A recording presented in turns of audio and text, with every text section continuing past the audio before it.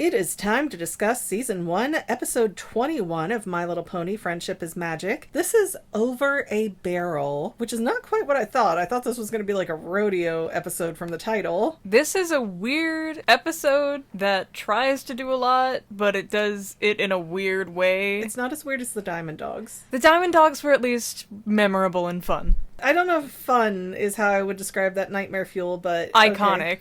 There's an icon. Anyways, hi, I'm McGann the Fangirl. And I'm the Bagel Ghost. And this episode starts out on a train with Applejack reading a bedtime story to a tree. Was the tree's name Bloomberg? I think so. It's a very precious tree to Applejack. And we end the episode without knowing what happens to this tree. That tree got planted at the top of the hill. Did it? Yeah. I don't remember them specifically saying that's Bloomberg. Yeah, they did, because Applejack was even like, Mama's so proud. I have to admit, some of these episodes are so wild and random, it is hard for my brain to keep track, so excuse me. This is a colonizer episode? Wow.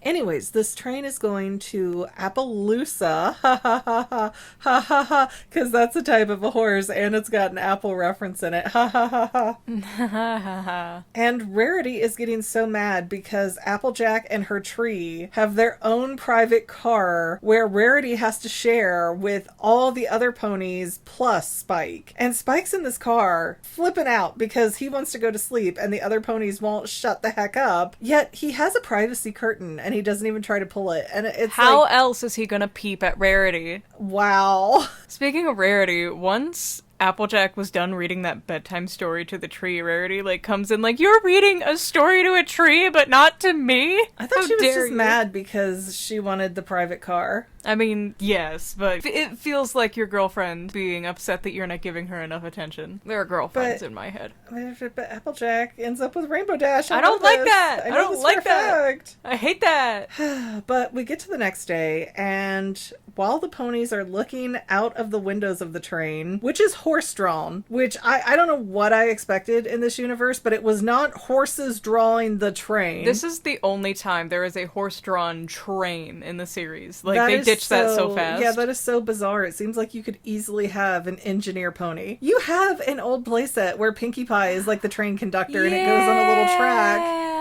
I remember. Because it was not a creative track. It went in a loop at both ends and like a rainbow arch in the middle, and you could do nothing else with it. There was no other design. There was no expansion sets. Yeah, there was no like Thomas the Train, let's make this wild, let's do ramps. No. It went in a circle, turned around, went in another circle, turned around. It's meant to be delightful. You're supposed to put your playsets next to it. But while they're looking outside, they see Buffalo really close to the train, and they start hitting the train, and it's really weird because I don't think we've seen buffalo at all in this series. We saw some other stampede. Was that just cattle? Yeah, that was cattle. We never see these buffalo again. Oh no. These are a one and done species, which makes me more upset in the later seasons, just assuming these viewers have already watched the show. But it makes me upset in the later seasons when they do the School of Friendship and they choose the yaks over the buffalo. Was it an either or? I mean, the yaks were kind of like forced in and they were unpleasant and they just weren't fun. But the buffalo were already an established species who needed help. Well, somebody lost the show Bible, and while the train is getting hit by the buffalo, this little tiny girl buffalo baby thing jumps onto the top and is running towards the engine, which she was running to the caboose. But she was going the wrong way. Okay, I have problems with the physics here because, tiny little girl buffalo jumps on top of train. With the way the buffalo were running next to the train and they were both going in the same direction, that strongly implies that the little tiny calf buffalo is going towards the engine, which is technically not even an engine because there's nothing running it. It's horses running it. It's so weird. I cannot cope with this episode and its physics. But Rainbow Dash gets up there and she keeps trying to stop the little buffalo. And the little buffalo, whose name is Little Strongheart, just keeps dodging and jumping around Rainbow Dash. And she eventually gets to her goal where she separates the cart from the other cart, but it's the caboose, which is the opposite way of what she seemed to be running. So what is this world? Magical. We're in a back room. This whole episode is a back room in a liminal space. Guys, she discovered the back rooms like a week ago and will not stop sending me back rooms. I swear I've been there, especially the ones with the indoor pools. That's the point of the back rooms. But I feel like this is the same kind of thing where the physics are not adding up, but it seems fine while you're watching it. But when you stop and think about it, it's like, wait, no, this is almost a bad dream, because it is a dream, because none of this happened. Appaloosa's not real. That train is like the Infinity Train on its own little track to nowhere. She's having a minute, guys. But in the caboose is Bloomberg the tree, and also Spike, where he had hid out to try and sleep for the night. So away they go, and Applejack's like, no, my baby, and Twilight goes, no, my baby, and Rainbow Dash is like, I got it, and just takes off after them, and we completely lose track of Pinkie Pie, but the other 4 ponies get to Appaloosa, and was it Brayburn? Yeah. Is that her cousin? Brayburn, yeah, it's the apple. But that's Applejack's cousin? Yes. Yeah. She has a lot of those. The main 4, now, I guess, 4 of the main 6 get to Appaloosa, and Applejack's like, Brayburn, we've had this horrible experience on the train. We need your help. No, cousin, let me show you around our town. And we have this little Wild West scene. We have our Wild West dances and our Mild West dances. I know, like, it was so punny and silly. That was cute. And they had their little salt bar. And they live off of an orchard that they planted on the only grounds that could be planted out there, which makes it seem like a really bad place to settle, but they just got there a year ago and decided they didn't want to keep going to the promised land. I don't know what they're doing or why they decided on this zone. Oregon Trail. And, as most of the Wild West did as well, they gave no care about the people that lived there before them that already inhabited that land. They're like, they don't have a flag. We can scoop them out of here. Like real colonizers. Yes, excuse me. We own this place first. We've been here for thousands of years. But do you have a flag? Then you do not own it. So they go through this whole tour experience before Applejack is able to get a word in edgewise with Brayburn, where she's all, hey, they stole your tree and our friends, and like, this is messed up, we need help. And as soon as Applejack said buffalo were involved, her cousin's eyes like tweaked out really hard. But he's still just like, sorry, can't help ya. And so we cut over to Rainbow Dash out in the desert, kind of stalking the buffalo, and Pinkie Pie shows up. And so, of course, they sit there and fight with each other like fools and end up swept up by the buffalo, which are actually pretty nice. Like, they're accommodating, they give them food. When Rainbow Dash was chasing the little one by the train tracks, she did smack her face on the wooden sign. Oh, yeah. And stayed down for a little. I think the only reason Rainbow Dash was tolerable in this episode was because she got concussed so hard that she learned some manners. Well, Rainbow Dash is really irritated with the buffalo, and she's like, I want nothing to do with this. I want out of here. I want our stuff back. Let's go. And the buffalo kind of explained their situation that, hey, these ponies came in uninvited, did not speak to us, who were the inhabitants of this area, and just planted a whole orchard on our stampeding ground. So now we're stuck in this one little spot, which, okay, I get the disrespect and the frustration that was our spot, but Little Strongheart says, now we're stuck in this little location with nowhere to stampede and nowhere to go. Girl, 90% of this landscape is dead. You have plenty of spaces to do stuff with. It's so flat, it makes zero sense why the argument was, well, there's nowhere else flat enough. Yeah, that argument was just belagna. And again, I understand the disrespect end of it, and hey, this was our special ceremonial grounds. Like, I understand that part. That's a decent leg to stand on. But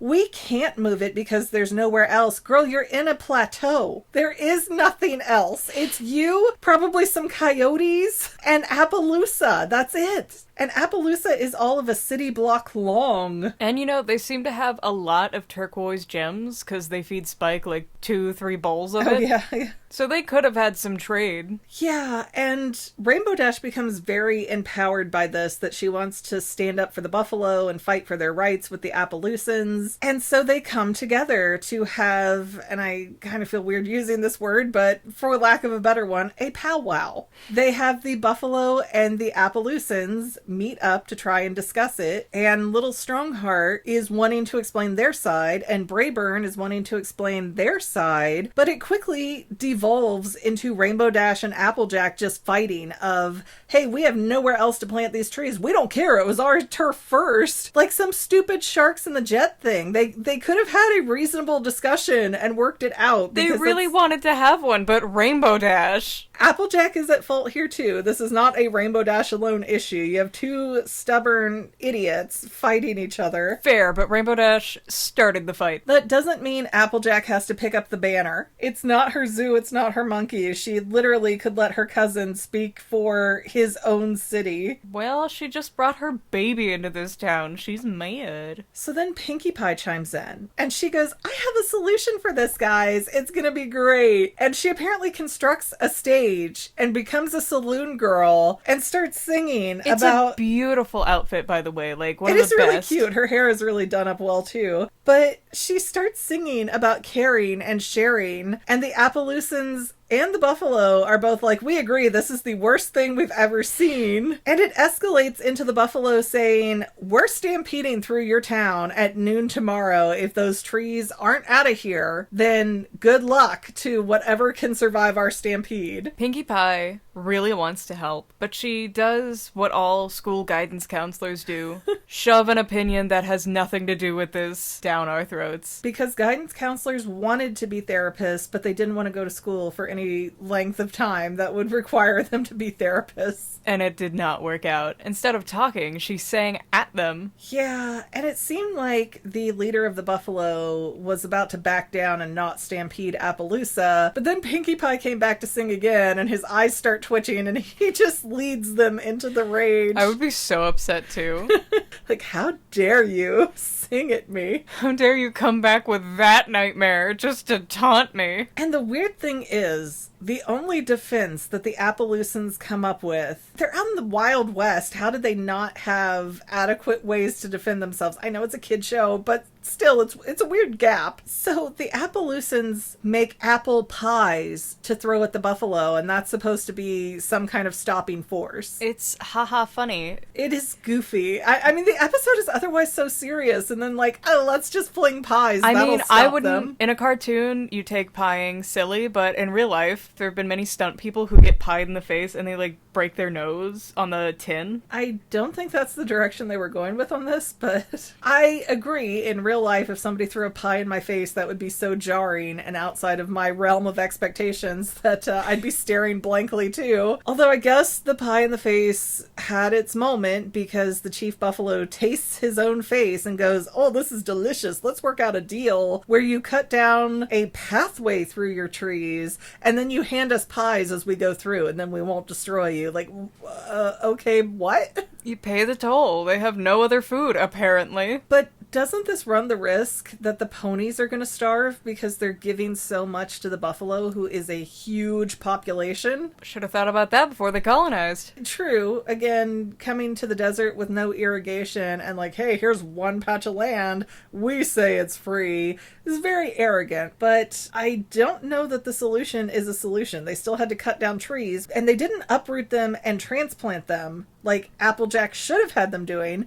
They were just cutting them down at the trunks, which means these trees are now dead and no good. This episode was really weird. It is really weird. And I feel like it's making light of the colonization of the Americas. I don't know that it knows what it wants to do because it is so awkwardly put together. This is a kid's show, and I know the message is share and care and you can work out your differences, but there was clearly a party in the wrong here by a lot. And they don't have the Princess Celestia letter at the end, so I can't be positive, but I'm pretty confident their goal for this episode was, yeah, this is why communication's important, so that you can reach across both sides of the table. But again, like, where were these guys? Did these guys intend to set up Appaloosa in the middle of nowhere and not consult with the inhabitants of this land? Because I think they ran out of supplies. yeah, well, we're out of food, better set up here. Exactly. Wouldn't you? And if that little patch in the valley is the only patch to grow anything, I see no benefit.